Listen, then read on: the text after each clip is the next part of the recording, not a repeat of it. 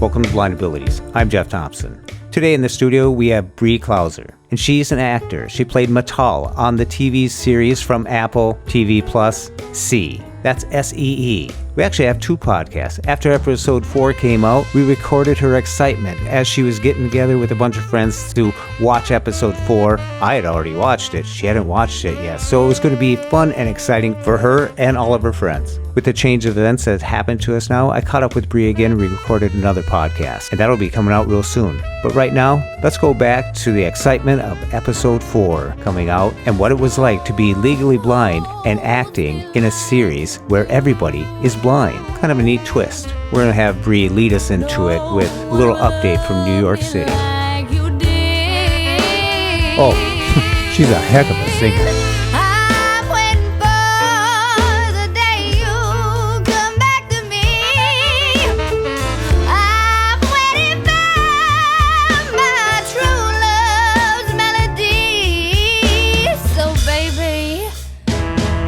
Baby, baby, baby, baby, baby, baby, come my way.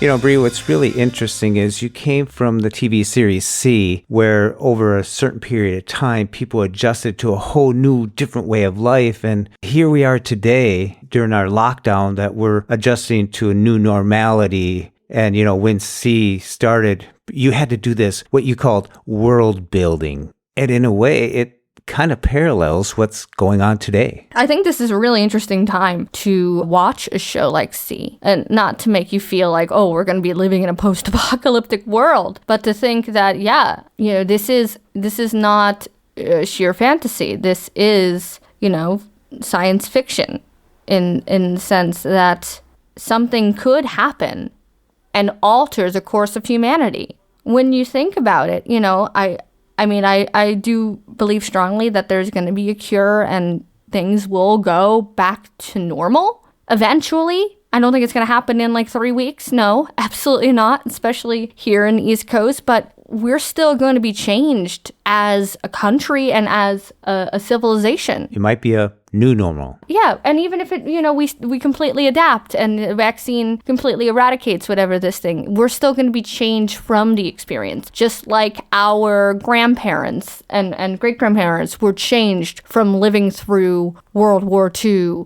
or living through the Cold War or the Holocaust or the Spanish flu. It is a defining event of our generation. And I know a lot of people say that 9/11 was a defining event of the millennial generation. And I was very young when that happened. I wasn't living inside New York City, but I was very close. But I knew how much it affected everyone. So it just became part of my normal, especially if you're growing up and you're seeing this happening and it becomes part of the normal. But I feel like when it happens, when something traumatic like this and drastic happens when you are adult or you are coming of age, then there's this paradigm shift. And then you and everyone of your peers and your generation, you have to say, okay, now how do we adjust? You know, a stark realization of the seriousness of everything that's happening is when doctors become gods, when they have to decide on who gets the machines, the devices, and which nurses get the equipment and what services they can provide to someone who may have other health conditions that compromise their ability to handle the virus. Or if you're a senior, they start putting value on youth.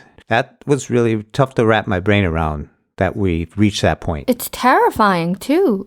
I have a friend, I need to give her a call. I mean, I hope she is safe right now. She's young, but she is at risk, and she just found out that she was positive for COVID-19. And because she was staying with her family, she didn't want to affect her family anymore, so she decided to sleep in her car. Oh my gosh. Yeah, and I guess because she was still healthy enough to not be hospitalized, I guess they don't have space to put her up, so she has to have the choice of infecting the people she loves or sleeping in her car and making herself uncomfortable and potentially at more risk. So this is crazy. And that there are people who are laid off from work and they have to worry that, okay, when my savings are out, do I choose food, healthcare, bills? Like, what do I prioritize? Some of my friends are talking about anxiety attacks, and I don't think I get them, or I don't know what they are. I find myself walking around pacing sometimes in my mind, and I'm just like not getting much done, but I'm just concerned about everything that's going on, and you turn on the news, and by the way, I love your governor, Andrew Cuomo. A lot of ladies do. Really? Have you heard the term Cuomo-sexual? No. Yeah. I heard Stephen Colbert use it. I'm like, I like that. Cuomo-sexual. People are like, what he's doing is really like touching a lot of people, and he's like this heartthrob for the ladies, and now like some men are like, I might be a little Cuomo-sexual. I'll have to think that over, but now's the time to maintain your lockdown and stay your social distancing of 6 feet and wear a mask. It's highly suggested. And call your friends, call your family. You got to keep in touch with people, and you got to feed your soul in that way and tell people that I'm here, I'm alive, I'm safe. Cling to your loved ones at this difficult time, and, binge watch some world-building TV. Check out C on Apple TV Plus. The moment has come. Blindness is not a skill set, is not this cool acting challenge. It is a lived experience. Centuries from now, almost all humans have lost the ability to see. Matal, presage. What is their intention? I feel savage intent in the air. Savage and soon. Alfre Woodard, she's one of the nicest people you will ever meet. And she said, you don't get paid to act, you get paid to wait. And that is basically how it is in film and television. You say you don't want the responsibility of ruining me. My teacher, his name was Francisco Casanova. He set me up for life, and I'm really grateful for that. And I miss him. I miss him dearly.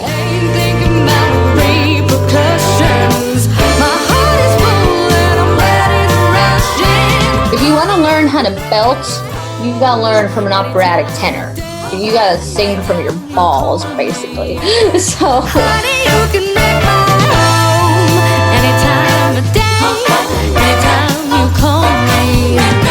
Please welcome Bree Klauser, singer, actor, voice artist who happens to be legally blind and a self-proclaimed cartoon junkie.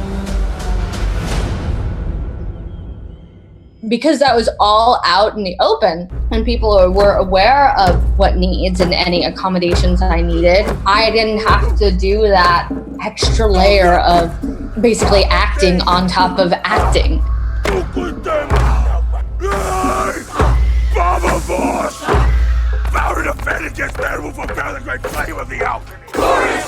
Back to creating the belly of the dog. Father, brothers in the battle, bring the death together.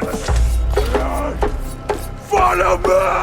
Welcome to Blind Abilities. I'm Jeff Thompson. Today in the studio, we have Bree Klauser. She's an actor from New York, and she played Matal in the Apple TV Plus series C. How you doing, Bree? I'm doing great, Jeffrey. How are you doing today? I'm doing good. I want to thank you so much for taking the time to come on the Blind Abilities and talk about your experiences, your journey through blindness, and other fun stuff. Awesome. I'm projecting forward that it will be fun stuff. It's all fun stuff. I really, really enjoyed working on this project. I was primarily a theater actor before being cast in C. I earned my BFA in acting from Brooklyn College. I grew up right outside of New York City and have been here for about, I think I'm going on my 10th year in New York. And up until then, it was theater. And I also was a musician. I had my own music project called Bree and the Whatevers, which I pursued for a couple of years until really going full throttle at acting. And I heard through a couple of people in the community that work with actors with disabilities that they were looking for low vision actors for this series. And I pre-screened. There was never any like in-person audition for this. It was just all like videotapes. Or not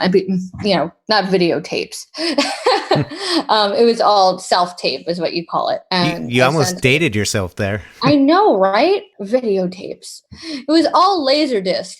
No. Yeah, there you go. I've actually never even seen a Laserdisc. That goes way back. Yeah.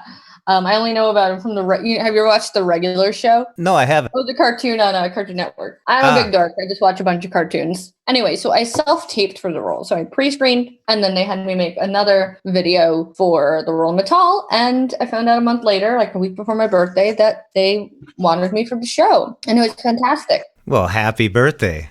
It was a happy birthday. Yes, it was. And so I went out there to Vancouver in British Columbia for, I would say, pretty much the whole fall of 2018 and the winter of 2019, working on episodes 1 through 4, which is where you can see my character Matal with Jason Momoa's tribe, the Alkini. She is one of Baba Voss's, that's Jason's character. She's one of his tactical advisors in their tribe of warriors. So when we're on the battlefield, she's not necessarily one of the grunts, getting up and dirty, but she's there as a tactician to use her ability as a presage, which is one who has an extra sensory awareness of emotion and intention in the air, almost like a empath. And I like to say, for my other fellow nerds out there, if you're a Star Trek The Next Generation fan, she's like Deanna Troi. Do you know what I'm talking about, Jeff? Oh, yeah. Yeah. She has a very similar, and actually I would say it's very similar to her because Deanna Troi was half Betazoid, so she wasn't necessarily telepathic, but she was able to sense emotion and intention and feeling. So it's and when I read the character, that was like my shorthand. I'm like, oh, she's Troi. Okay. There you go. There you go. And even Matal's hairstyle in episode 1, my hairstylist, Jayla Wallace, she's fantastic. She's a artist. She's like a sculptor with hair. I told her about my whole thing about like Matal. It's like, oh yeah, she's like Deanna Troi. And she gave me a little bit of like a Troi mullet, which is really great. That's a great scene when you're with Bubba and he calls upon you and you're just like gazing out into wherever you're gazing into, and you just give that report. That was an awesome moment. Matal, presage. What is their intention? I feel savage intent in the air. Savage and soon. Yeah, I would like to say like what she does, it's like this little reach with her hand and her staff, and it's literally feeling the wind shift. And that's how she feels it, because she's obviously not looking at anything. We also, in the Alkini tribe, because the convention of sight has been gone for hundreds of years. So I know us as low vision people, we still make eye contact because it's something that we're kind of brought up with. But these people, like eye contact and like looking at people when you talk to them is like the way of the dodo. So a lot of what we do in the tribe is like lead with an ear or with a body part to convey that we're listening or communicating with someone. Being visually impaired, what was that like to work with a whole group of people, a bunch of other actors who are portraying that they're blind? Well, I felt that everyone treated the subject matter very respectfully. First of all, there was no like egos on the show. Everyone was really cool, from like the biggest stars to the crew to the background to co-stars, guest stars. And no one ever treated it like, oh, some kind of cool acting challenge, because what I and the other low vision actors on the show, and Joe Strecce as the blindness consultant, what we tried to instill in all the creatives' minds is blindness is not a skill set, is not this cool acting challenge. It is a lived experience. So I think everyone understood that and respected that. It was more of an imagination of what is a world without sight rather than what is it like to be blind. And so everyone went through this extensive movement training, which usually you wouldn't do on a TV series, because usually you get cast, you get your contract and go on set and then you go home. But we flew out to BC just to do this movement training, to learn, not just for the sighted actors to learn how to operate without sight or lose their other senses, but to learn how each tribe, each group of people would move. Like the Alkini, they had a particular way of walking that was different than the Payan, because I don't know if you noticed, besides Jason Momoa's character, we're all kind of small compared to the Payan. That makes him look much bigger, huh? I know. And it does. And it makes sense because he's not, as we find out, he's from somewhere else. He and Magra are outsiders who were welcomed into the tribe, as we learn. Mm-hmm. Spoiler. He was a slaver. Yeah. Oh, well, that's a big spoiler, but okay. Yes. So they are outsiders. But the Payan, and we see those soldiers and those warriors, they're like huge. So the Alkini, because they're living right off the land, we're kind of a little bit more lower to the ground, and we're always kind of like holding our, like a little bit hunched over, holding our core. And we did all this like extensive movement training to just embody this other world, opposed to being like, okay, they're blind, go. Like, I think a lot of other shows on TV could have used as much forethought as what went into C. And C just has that extra layer because it is a fantasy futuristic world. Yeah. What was it like every day when you woke up, when you were there to get ready, when you're going to be shot? Not shot, but on set. Yeah, no, I know what you mean. It was unreal. It was like living a dream. You got to get up really, really, really early, which I knew, but I didn't really know. Like when you do theater, you're on like night hours. But when you do film, you're like, I think my earliest call time was like 2:30 in the morning. Ooh. And sometimes it's like hours before you even go on set. And this show, as you see, the costumes and the hair and makeup, very extensive. I had a full head of hair extensions. The detail on this show, and a lot of people I've seen complain like, why are they all wearing feathers and beads if they can't see? I'm like, well, you can still feel those feathers and beads. And wouldn't you think that is maybe very useful in attracting a mate or something like that? Like, think about There you go. Exactly. So like I know, so Matal, she has this like leather rope through her hair in both like the episode 1 and then we see her later and it's like rope through her braids. And just to do like hair was like an hour and 15, makeup was another half hour. And these costumes, like there's a whole, the costume department like to tell that it was the show of many ties.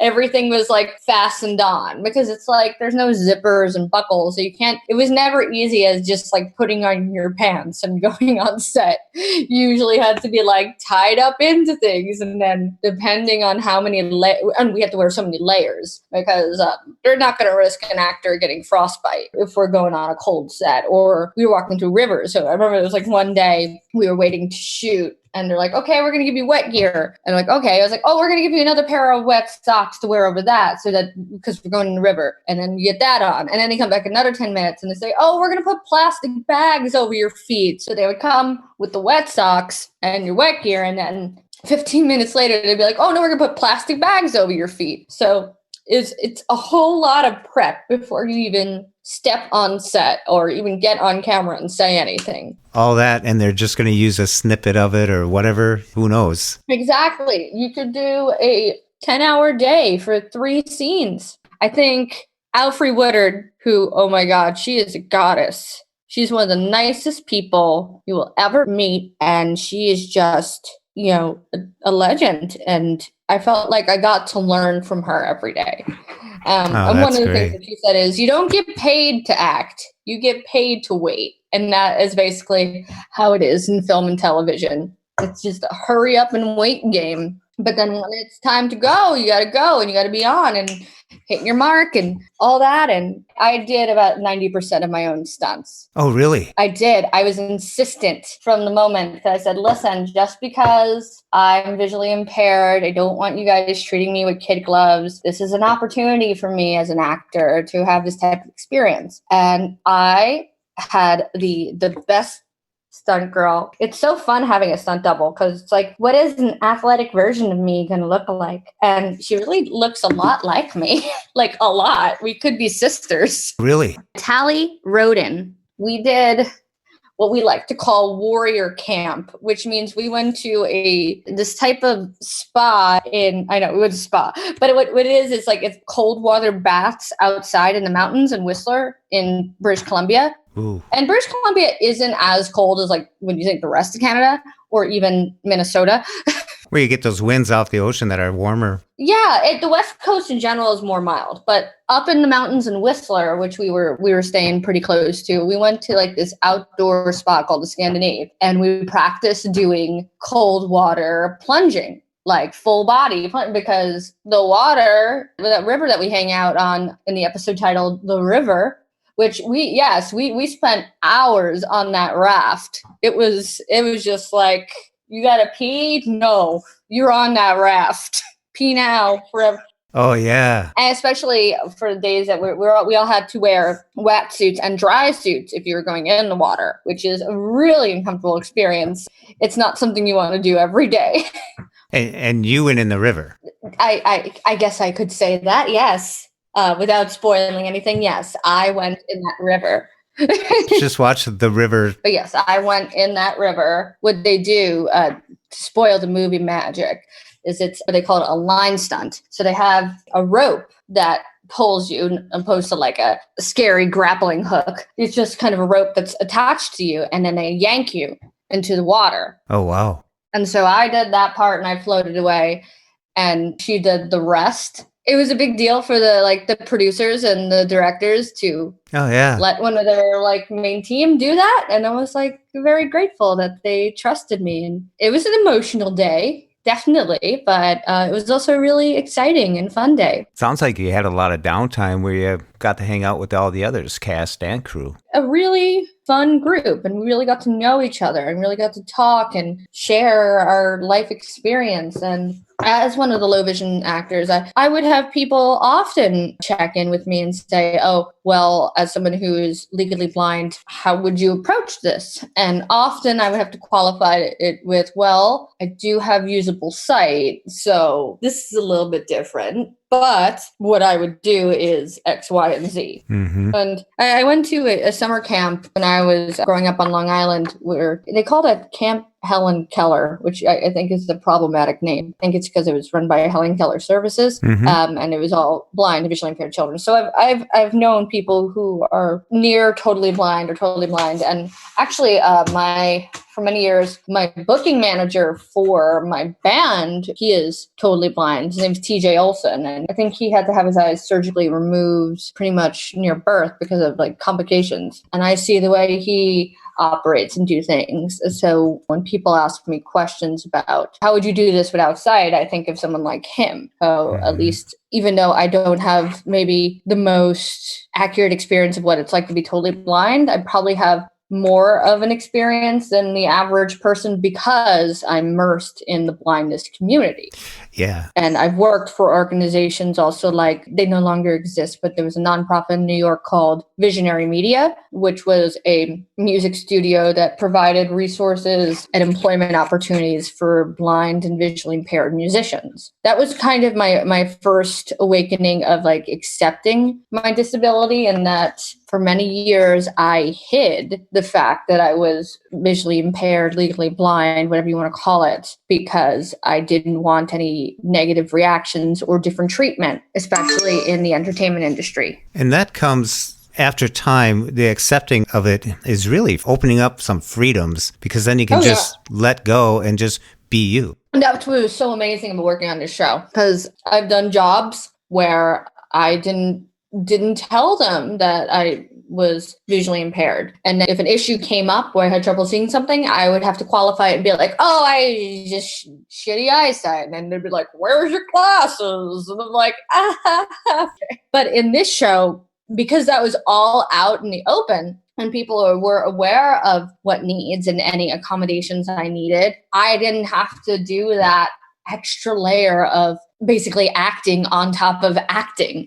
I just got to focus on creating my character, which is amazing. And I think this show has now given me the confidence to fully come out about my disability and identify as a person with a visual disability, to the point so that now I even put it on top of my resume. So I don't get the questions when I go to casting directors of being like, oh, let's work on your focus. I noticed that your pupils are moving. And it's just like, no, look at the paper and focus on my work.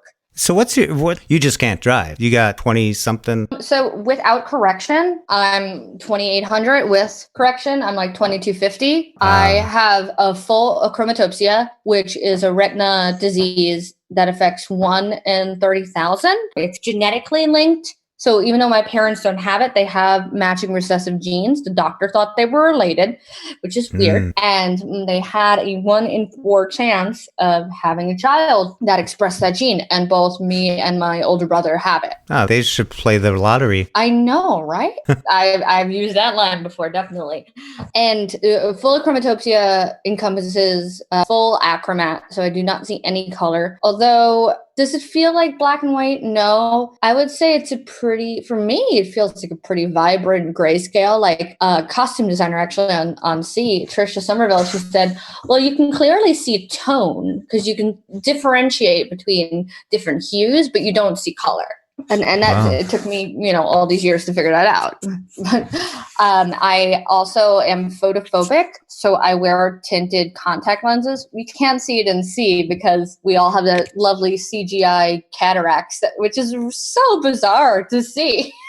Because like one of the things that people identify me by is that I have like these super dark, I have brown eyes, but my contacts, so they cover my pupil and my entire iris. So it just looks like I have like really, really dark brown eyes. Oh, wow. I'm also very nearsighted. That's the whole, 20/250 thing. Mm-hmm. And I have a visible nystagmus in both eyes as well. And I guess it has to do with the depth perception. It never says it when you look it up, but I do have really poor depth perception. And I know this because I kind of see things one eye at a time. More often, it's not stereoscopic. And I'll depending on the situation or where I'm looking, I'll favor one eye more than the other. Today is a left eye day for some reason, I've noticed, which is weird.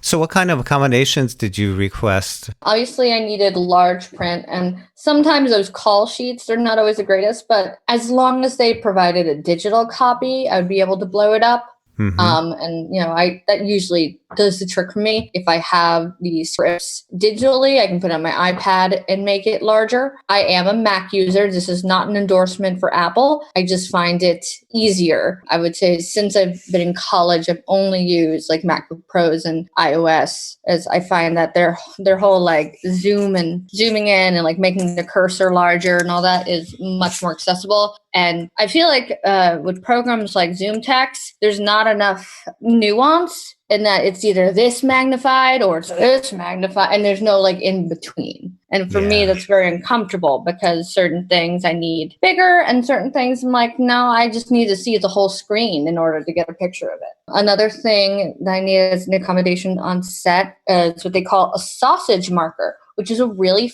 funny name. For what basically is a little round bean bag that you would use to find your mark. Because sometimes, especially when you're shooting outside, it can be very difficult because it's just everything's just like leaves and dirt and stuff. So it's hard to see a little black T on the ground, especially, when you find your mark, you can't look at it. So I think almost the sausage marker is better for anyone because then it's just, you kick it and you're in the right spot.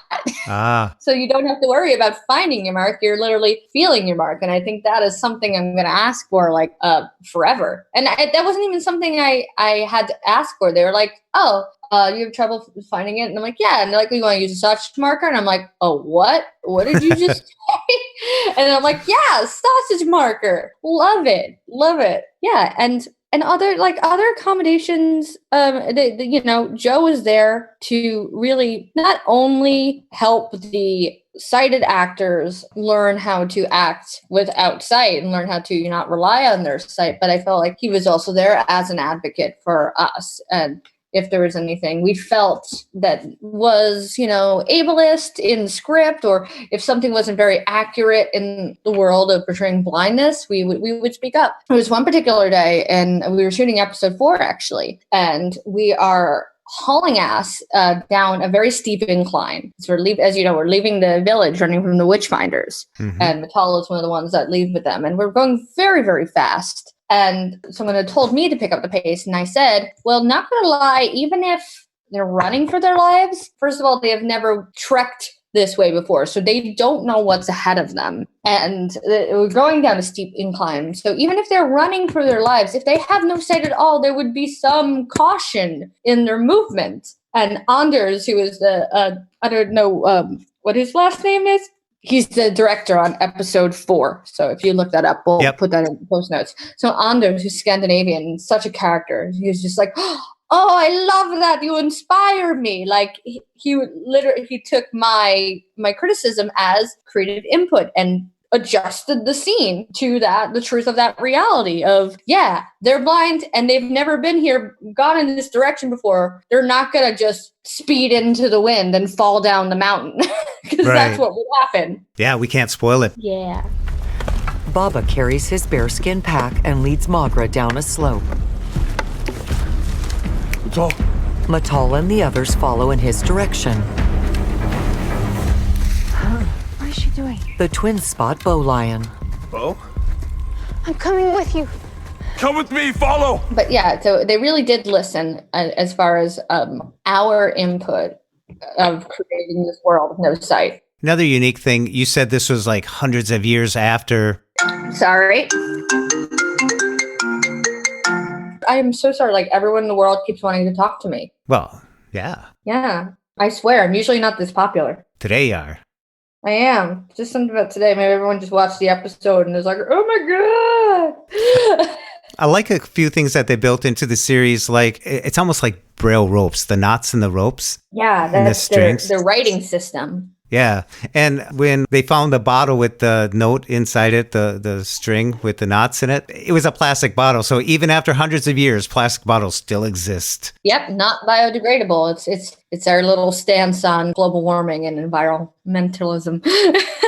So you have quite the experience in fine arts. You graduated with a bachelor's of fine arts. You sang opera? I studied opera. And I say this with great sadness. My teacher and mentor for 8 years just passed away last month. Oh. And I was in Los Angeles promoting the show when I found out through a friend who had also studied with him. And he was like, I didn't want you to find out on Facebook, but Francisco had passed away. My teacher, his name was Francisco Casanova. He used to understudy for Pavarotti at the Met, and he is sang all over the world. And I met him through an ex-boyfriend of mine. The only thing I'm grateful for that ex for. And I studied with him from the time I was 18 so for many, many years. And he basically was not only just a teacher who made my voice stronger, because in college I was struggling with some vocal problems, because I've been singing and acting since I was a child, or doing community theater and going on like auditions. I even had like a child manager that didn't work out, all that. So in development, I had harmed my instrument and he needed to heal me. So he told me to not talk for 10 days. And so I did that. I didn't even have to tell all my college professors. I was like, listen, I need to do this. This man is a master. I'm going to listen to him. Because I studied with Francisco outside of school, because I got a BFA in acting. I didn't go for musical theater, but I knew I still wanted to be a singer and sing. And my brother was pursuing opera, and I knew that classical technique is the only way to have a voice that is going to last you a lifetime. And so I did that, and lo and behold, it healed the whatever damage that was done, so that I was able to build my technique. And I am just so grateful for him, because not only did he, cure my voice and make it stronger than it's ever been, but he was also like an uncle to me. He was a spiritual mentor and guided me through some of the toughest times of my life, and always believed in me. And I'm sad that, I'm going to get emotional. I am sad that he couldn't see this day, but he knew it was happening. He was there when he knew that that I got the part, and that he knew I was going to Canada, and I hadn't seen him in a couple months, and nobody knew he was sick. He had cancer, and he was very secretive about it. But I'm glad that he got to live to see to a point where I began to achieve some success, because he knew how hard I worked and everything. And he always encouraged me to never give up, and to, it said that I had a talent that I needed to use in whatever way possible. And he agreed. It's like, whether it is singing or acting or voiceover, you have a gift, and you can't deny that God-given gift. Well, it's a very strong voice in the home wrecker with Bree and the whatevers. Put your wings around me and take away my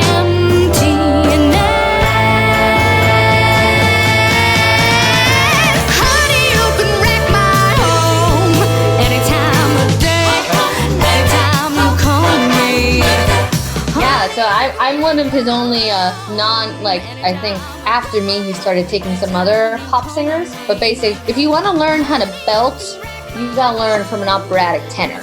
Because you got to sing from your balls, basically. So...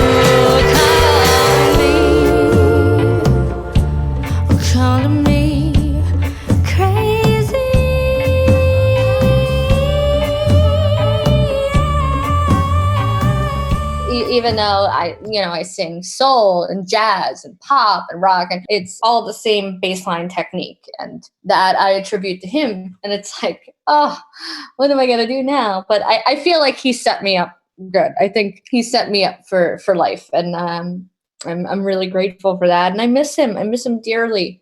I really like the way that song goes into kind of a retro vintage sound from yesteryear. Not as far back as Laserdisc, but no, it is further back. No, further back. Yeah, We're talking about 40s, 50s, record players. Definitely, it is definitely Motown inspired. I like to say people who I'm very inspired by Motown. I'm also very inspired by artists like Amy Winehouse and Sharon Jones and the Dap Kings, also, who are also gone. All my favorite people are dead. I don't know. But these great artists that have kind of brought the soul back into the modern lexicon. So I wanted to do the same thing. And me and my partner, along with producer Scott Hollingsworth, who has worked extensively with Sean Lennon and Yoko Ono, we put that EP together. That's a 4-song EP. It's titled Homewrecker, and Homewrecker is the title track with the music video. And there's also 3 other songs that are also very, I would say, pretty consistently in the throwback ilk. Some songs are a little bit more R&B. Some songs maybe a little rock, a little harder. There's this one track, Casually, it's called, and I feel like it sits a little bit more in that world of not trip hop, although I'm very inspired by trip hop. Big fan of Portishead, and I've had people compare the work to her and that group. But a little bit, sometimes a little bit R&B, Erykah Badu, that kind of feel. You never wanted to be more than. You never wanted to be divine fantasies. You never wanted to be all you are to me. You only wanted so casually. And it was I put that album out in 2017, and that was after a couple years of gigging and touring around New York and Philadelphia and Northeast. I played with my brother for a little while. He is a really prolific guitarist who now fronts a couple of his own projects in Philadelphia, and he's also has chromatopsia as well. So blind kids rolling the world. Bree, what advice would you give to someone who may have visual impairments, low vision, and they haven't came out yet, they're holding back? What advice would you give to them as they move throughout their journey? Definitely finding a supportive community helps. I didn't feel like I could come out about it until I saw that there were other, not even just people who are blind, but other disabled artists who are doing this and making this happen, and finding people who know your struggle, and you can talk about your insecurities. Because someone who is completely sighted, they don't know what it's like. They can maybe empathize or sympathize, but they really can't know what it's like. And whatever they think it is, they're always going to miss the mark. But I would say you talk a lot about transitioning into a professional realm, or high school to college. I know when I was doing that and I made the decision to go to school for the arts, my parents have always been very supportive of it, especially my mother. My mother has always been really supportive of both me and my brother in our creative pursuits. And my dad is now supportive of me now that I'm successful. I love him.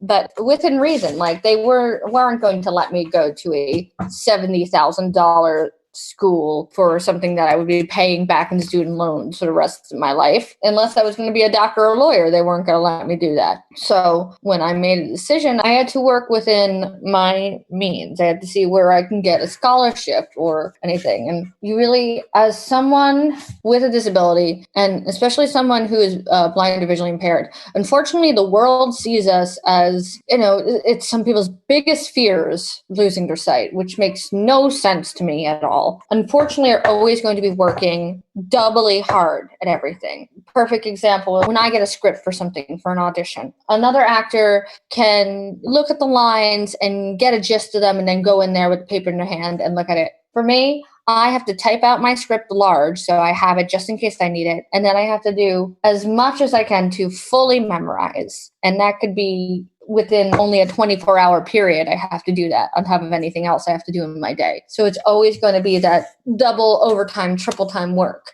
And as long as you accept that that is the reality and that you're doing this because you're passionate about what you're trying to achieve, then nothing can stop you. That's great advice. Yeah. And the Commission of the Blind was very, very helpful. I would say the thing that they do the best is transitioning high school to college students. I think that's where they're the strongest. And just don't let anyone talk you out of your dreams. People have tried to talk me out of my dreams, but luckily enough, I'm just too stubborn. So that worked to my advantage, especially when really depending on your upbringing. For me, my parents never treated me like a disabled child. So I never let anyone else treat me and talk to me like that. But I know a lot from mentoring younger people who are visually impaired when I was at Visionary Media or speaking at the Lighthouse. I see the way that young blind people and low vision people are handled with kid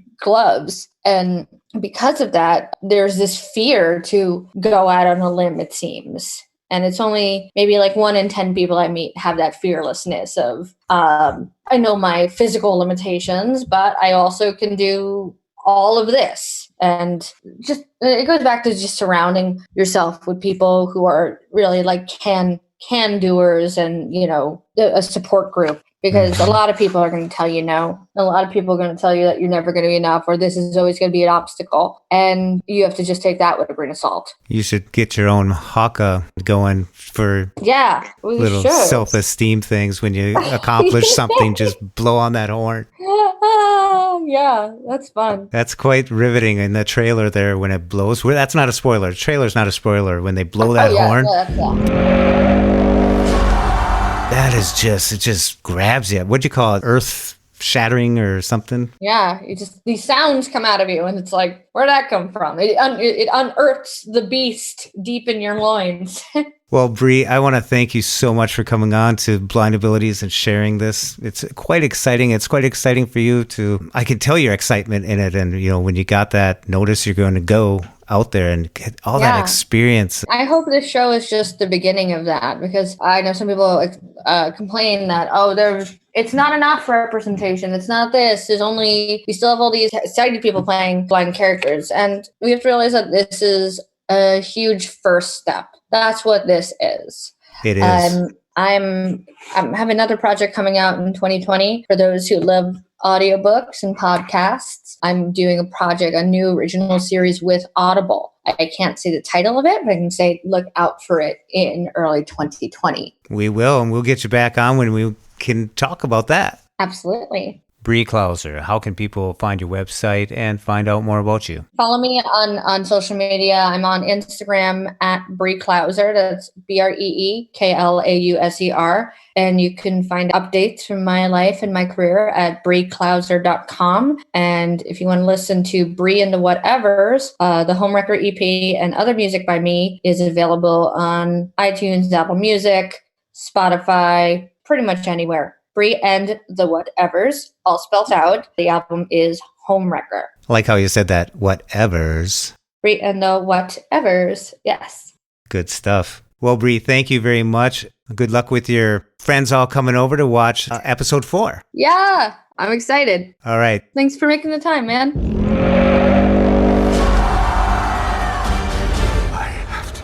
see. The moment has come. It's astonishing how the smallest moment can change an entire world.